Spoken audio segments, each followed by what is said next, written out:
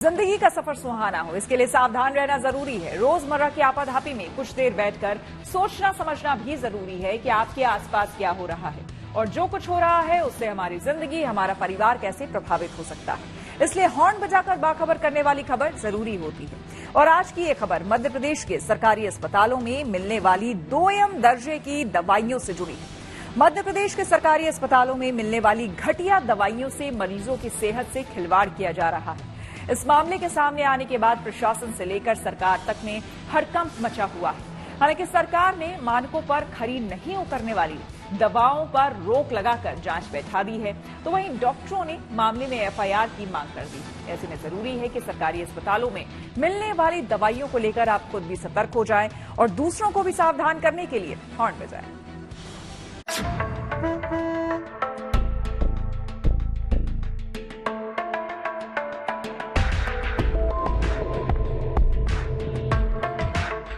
सरकारी अस्पताल एक ऐसी जगह है जहां आम जनता बेहतर इलाज की उम्मीद लिए पहुंचती है।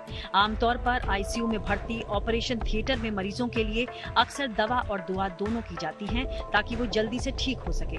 लेकिन मध्य प्रदेश में इन्हीं मरीजों को दी जाने वाली दवाओं को लेकर हैरान करने वाला खुलासा हुआ है। मध्य प्रदेश के कई सरकारी अस्पतालों और मेडिकल कॉलेजेस में मरीजों को जो दवाइयां दी जा रही थी वो सब स्टैंडर्ड यानी खराब क्वालिटी की पाई गई हैं, जिसे लेकर हंगामा मच गया है। इस वक्त हम पहुंच गए हैं Madhya Pradesh public health services corporation limited के दफ्तर के बाहर और यही वो नोडल एजेंसी है जिसके ऊपर जिम्मा है मध्य प्रदेश के सभी सरकारी अस्पतालों और मेडिकल कॉलेजों में दवाओं की आपूर्ति करने का। लेकिन जब ये मामला इंदौर से खुला और ये जो सूची इस वक्त हमारे हाथ में मौजूद है, ये वो सूची है जिन्हें सबसे पहले अमानक पाया गया था लैब टेस्ट के दौरान। इंदौर से इसकी शुरुआत होती है, जिसके बाद इन दवाओं के बारे में, इनके बैच नंबर के बारे में तमाम जानकारी इसी नोडल एजेंसी को भेजी जाती है, जिसके बाद जब अलग अलग जगहों से इसी तरीके की शिकायतें सामने आती हैं दवाइयों के बारे में, इंजेक्शंस के बारे में, इसके अलावा ORS घोल हो, कैल्शियम की दवाइयां हो, विटामिन की दवाइयां हो, तब कहीं जाकर के पता चलता है कि ये मामला कितना बड़ा था। जानकारी के मुताबिक मध्य प्रदेश के कई सरकारी अस्पतालों और मेडिकल कॉलेजेस में मरीजों को जो दवाइयां दी जा रही थी वो तय मानकों पर खरी नहीं उतरी, जिससे मरीजों की सेहत में तो कोई सुधार नहीं हुआ बल्कि उनकी जान पर जरूर बनाई।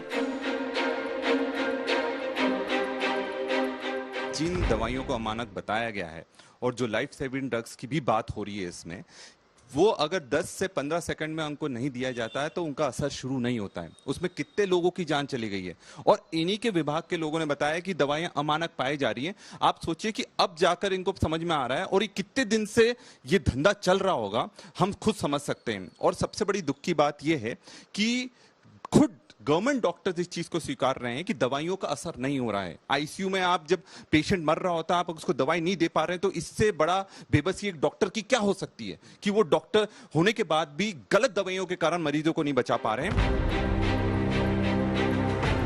दरअसल इस मामले का खुलासा इंदौर में कुछ दिनों पहले हुआ, जब एक सरकारी अस्पताल के डॉक्टरों ने पाया कि मरीजों को इलाज के तौर पर जो दवाई दी जा रही है उनका उम्मीद के मुताबिक असर नहीं हो रहा।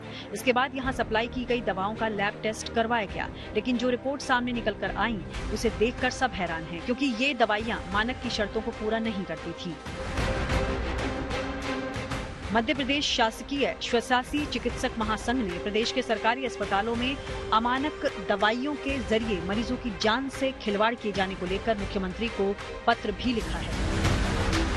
हमने शासन को ये पत्र लिखा है कि अगर इस तरह से शासकीय अस्पतालों की वैसे भी नीति आयोग, अगर आप भारत की बात करें तो उसने ये कहा है कि मध्य प्रदेश की स्वास्थ्य व्यवस्था बहुत लचर है और हम वैसे ही इस समय जो स्थिति ठीक नहीं है, ऊपर से शासकीय अस्पतालों में अगर इस प्रकार की दवाइयाँ दी जाएंगी तो जनता का भरोसा हम पर से कम होगा। और चिकित्सक के रूप में अगर हम इसे देखें तो हम चूंकि मरीजों का इलाज करते हैं, हम मरीजों के साथ सीधे कांटेक्ट पर रहते हैं, तो इसकी असर और कहीं ना कहीं हमारे सुरक्षा पर भी इसका सवाल उठता है। दावा है कि इंदौर से लेकर देवास, धार, बैतूल, मुरैना में कई ऐसी जीवन रक्षक दवाएं सरकारी अस्पतालों में सप्लाई हुई हैं जो मानक पर सही नहीं पाई गईं। यहां तक कि डायरिया से पीड़ित बच्चों को दिए जाने वाला ORS के साथ साथ कैल्शियम और विटामिन की कई दवाएं भी टेस्ट में अमानक पाई गईं।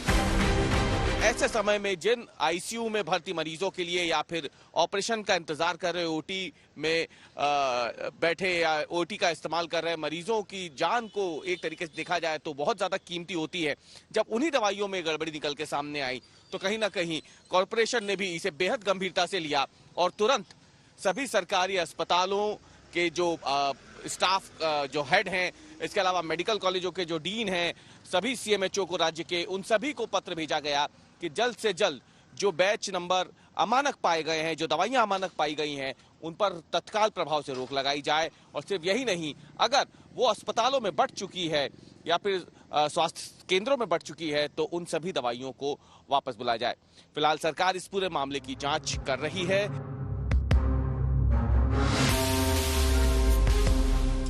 बता दें कि जो दवाइयां और इंजेक्शन अमानक पाए गए हैं उनका काम क्या होता है। फेंटेनाइल का उपयोग एनेस्थीसिया के लिए किया जा सकता है। ये मरीज के मस्तिष्क में दर्द के संकेतों को रोकने का काम करता है। एट्रोपाइन सल्फेट इंजेक्शन ये कार्डियक अरेस्ट के मामलों में दिल की धड़कन को सामान्य करने या दोबारा शुरू करने का काम करता है। हेपारिन इंजेक्शन जिसका इस्तेमाल नसों, धमनियों, फेफड़ों या दिल में खून के थक्कों के उपचार या रोकथाम के लिए किया जाता है। ओपन हार्ट सर्जरी, डायलिसिस में इसका इस्तेमाल आम है। बड़े पैमाने पर अमानक दवाओं की जानकारी सामने आने के बाद मध्य प्रदेश सरकार के हाथ पांव फूल गए। अमानक दवाओं के बैच नंबर बताकर अब हर अस्पताल में वो दवाएं या तो वापस मंगाई जा रही हैं या फिर लेने से रोकने को कहा है। फिलहाल जांच पूरी होने तक मध्य प्रदेश के सरकारी अस्पतालों और मेडिकल कॉलेजेस में दवाइयों की सप्लाई रोक दी गई है। अभी इसकी फाइनल रिपोर्ट हमने बुलाई है, लेकिन प्राइमा फेसाई जब ये मालूम पड़ा कि अमानक दवाइयाँ इस प्रकार से सप्लाई हुई हैं, जिसको जब टेस्ट में लैब कराया गया तो अमानक पाई गई हैं, तो तत्काल उस पर रोक लग गई है। और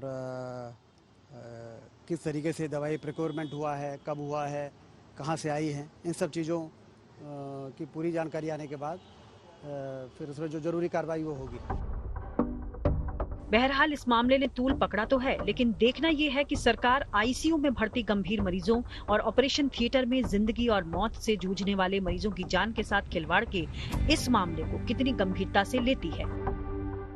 लेकिन सवाल उठ रहे हैं कि आखिरकार जिन मरीजों को अब तक ये दवाएं दी जा चुकी हैं, क्या उनमें से किसी मरीज की इससे मौत तो नहीं हुई है? क्योंकि अमानक दवाएं इसलिए बताई गई है यहाँ पे कि इन दवाओं की वजह से, इंजेक्शंस की वजह से जो उम्मीद की जा रही थी स्वास्थ्य में सुधार की उन मरीजों की, डॉक्टरों को वो सुधार नहीं दिखा और इसके बाद ही इस पूरे मामले में जब जांच की गई दवाओं की तो वो अमानक पाई गई थी। ऐसे में देखना यह है कि आखिरकार इतने बड़े पैमाने पे ये जो लापरवाही सामने आई है, क्या इस लापरवाही से मध्य प्रदेश में किसी मरीज की जान भी गई है या फिर अभी ये सिर्फ बीमारी तक ही सीमित रहा है।